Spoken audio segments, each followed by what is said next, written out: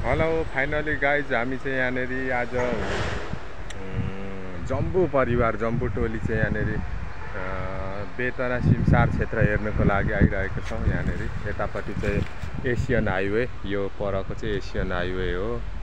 अनि यहाँ हामी चाहिँ बेतना सेक्टर घुम्न आइरहेको छु। बेतना सेक्टरको जङ्गल सालको रुखहरू पछाडि ब्याकग्राउन्डमा देख्न सक्नुहुनेछ। कस्तो अग्लो अग्लो, यस्तो राम्रो राम्रो, यति लोभ लाग्दो। यहाँको इन्भाइरोमेन्ट यति राम्रो छ कि यस्तो राम्रो छ, यति राम्रो छ यहाँको इन्भाइरोमेन्टहरू हेर्दाखेरि। म चाहिँ अब विशेष चाहिँ तराईको इन्भाइरोमेन्टहरू धेरै मनपर्छ। यो जङ्गल क्षेत्रहरू, यस्तो रुखहरू अब यत्रो यत्रो छ। ल हेर्नुहोस् मित्रहरू, यहाँनिर हेर्नुहोस् यति राम्रो छ यहाँनिर। हामी आज निकै ठुलो टोली घुम्नु आएको छौँ, तर म चाहिँ यहाँनिर एक्लै यता आएको छु।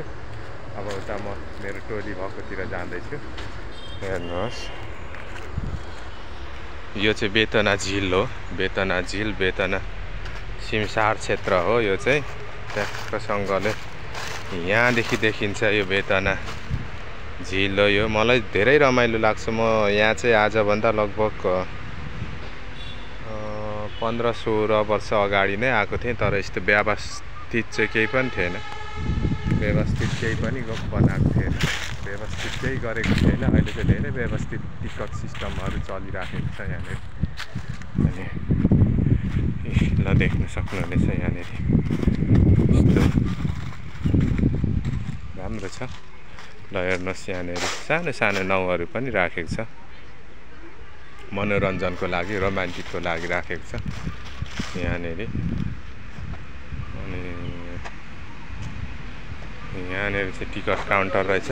हजुर टोइलेट होइन, भेटेँ। यसको छुट्टै टिकट काट्नुपर्छ? कति हो यसको चाहिँ? हाँसमा 250, अरूमा चाहिँ 200। अनि कतिजना अरूले चाहिँ कति बोक्छ? ऊ त्यो हाँस र यसले चाहिँ उति नै मान्छे बोक्छ? कतिजना हो? जम्मा 4 जना। भुराहरू पो छन् त, हाम्रो त निकै धेरै। यहाँ छ हाम्रो टोली।